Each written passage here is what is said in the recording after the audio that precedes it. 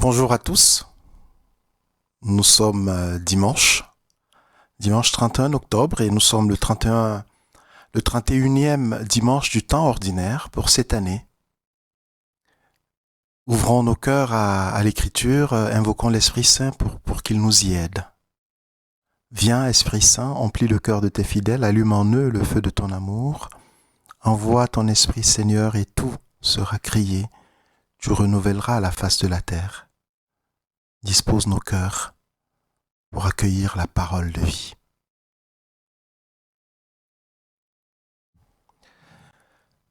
De l'évangile de Jésus-Christ selon saint Marc, au chapitre 12, versets 28 à 34. En ce temps-là, un scribe s'avança près de Jésus pour lui demander : quel est le premier de tous les commandements ? Jésus lui fit cette réponse : voici le premier. Écoute, Israël, le Seigneur notre Dieu est l'unique Seigneur. Tu aimeras le Seigneur ton Dieu de tout ton cœur, de toute ton âme, de tout ton esprit et de toute ta force. Et voici le second. Tu aimeras ton prochain comme toi-même. Il n'y a pas de commandement plus grand que cela.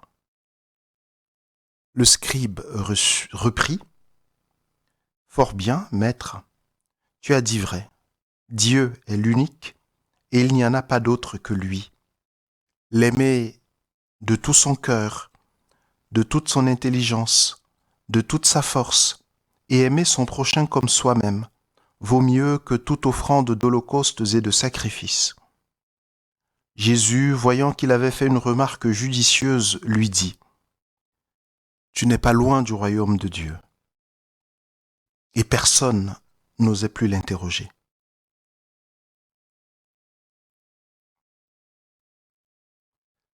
Pour une fois, dans ce texte, on voit un scribe, enfin les gens très très versés dans les Écritures, qui étaient souvent en confrontation avec Jésus. Et bien pour une fois, on en voit un qui s'approche de lui de manière apaisée, on pourrait même dire très humblement.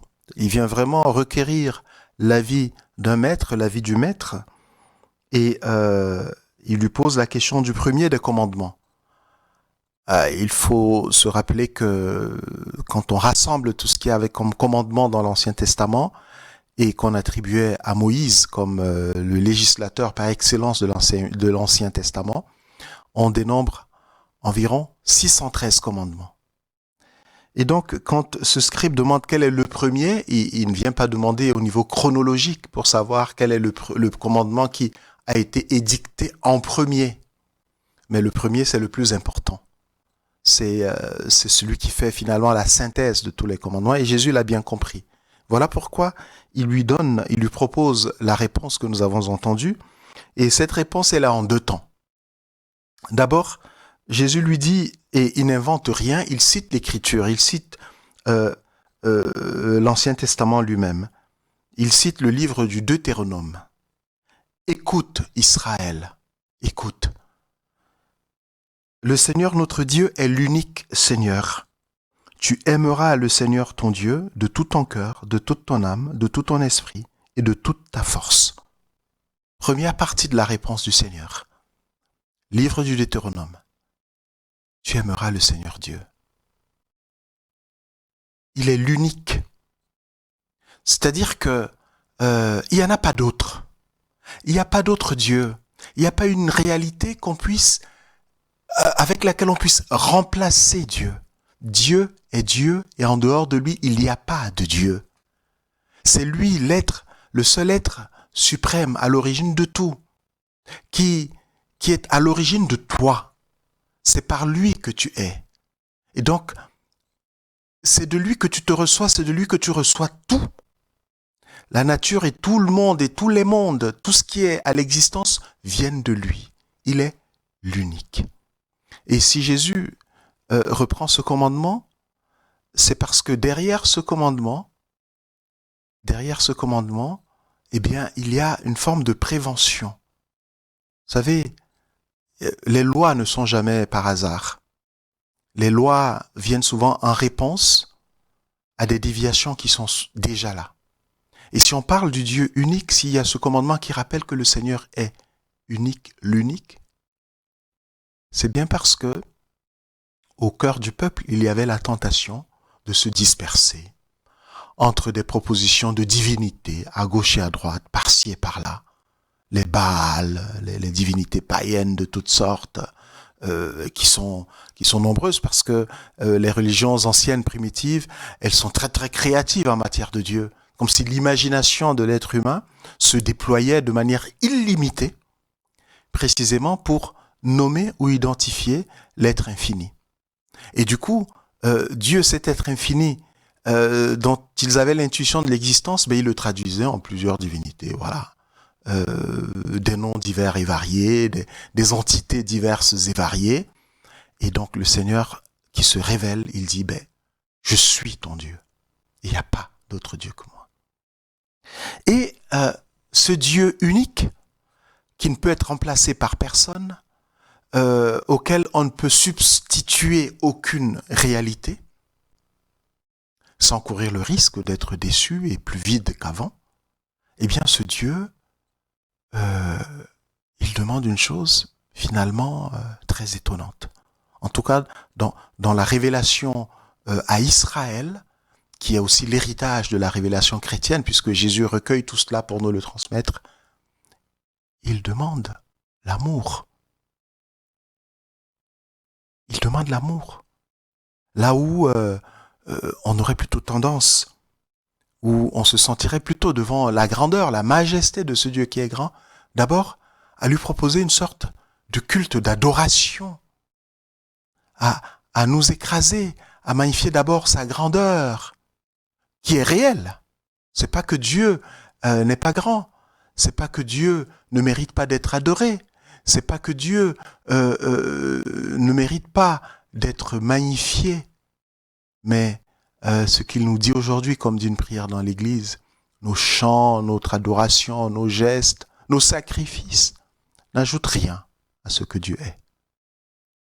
Il est Dieu. Et il est l'unique, il n'y en a pas d'autre. Mais ce qu'il veut, et c'est un privilège qu'il nous accorde, une sorte de folie, il veut l'amour.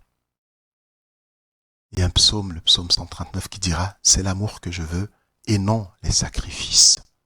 Il veut une relation avec chacun. Il veut une relation avec toi. Et dès aujourd'hui, il te dit « Je veux ton amour. Tu aimeras le Seigneur ton Dieu. » Pas un amour comme ça vague, parce que là aussi, le mot amour et la réalité de l'amour, elle est tellement galvaudée. On dit amour pour tout et pour n'importe quoi. Et derrière amour, on met tout et n'importe quoi. Non. L'amour que Dieu mérite, en tout cas l'amour qu'il requiert de nous, c'est un amour, comme dit la Bible, un amour jaloux, mais des fois on ne comprend pas ce que ça veut dire. C'est un amour qui mobilise tout notre être, toute notre personne. Ce que le Seigneur cite de la Bible, du livre de Deutéronome, est très précis. De tout ton cœur, de toute ton âme, de tout ton esprit. Tout ton cœur, c'est pas, il faut pas penser simplement aux sentiments. Le cœur dans la Bible, c'est ce qu'il y a de plus profond dans l'homme. Et donc, c'est le lieu à partir duquel il va faire confiance. C'est ça, le cœur de la personne. Ça veut dire que tu vas mettre toute ta confiance en moi. Et donc, ton âme et son esprit, c'est vraiment la profondeur de la personne. Donc, en gros, tout ça, on peut le résumer. Le mot personne n'apparaît pas. C'est toute ta personne. Tu vas m'aimer de tout ton être. Avec toute ton énergie, avec toute ton attention, avec ta mémoire, toutes les puissances de ton être, eh bien, tu vas les tourner vers moi pour t'abandonner en moi dans un acte d'amour. C'est ça un acte d'amour, l'abandon entre les mains de l'être aimé dans la confiance, dans un don total de soi. Écoute Israël. Nos aînés dans la foi, les Juifs, cette prière, ils la disent plusieurs fois par jour. Chemin, Israël, chemin. Fondamental. Donc, première réponse.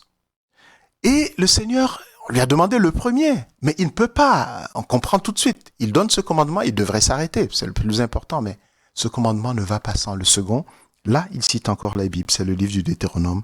Tu aimeras ton prochain comme toi-même. Attention, il ne mélange pas tout, mais il ne peut pas séparer l'amour de Dieu de l'amour du prochain. Il ne les confond pas. N'allez pas croire que, euh, aimer Dieu, ça suffit. N'allez pas croire que si on aime une personne, ça suffit. Jésus, à travers l'apôtre Jean, le Seigneur, dans sa parole, à travers l'apôtre Jean, nous dira que celui qui dit qu'il aime Dieu et qui n'aime pas son frère est un menteur.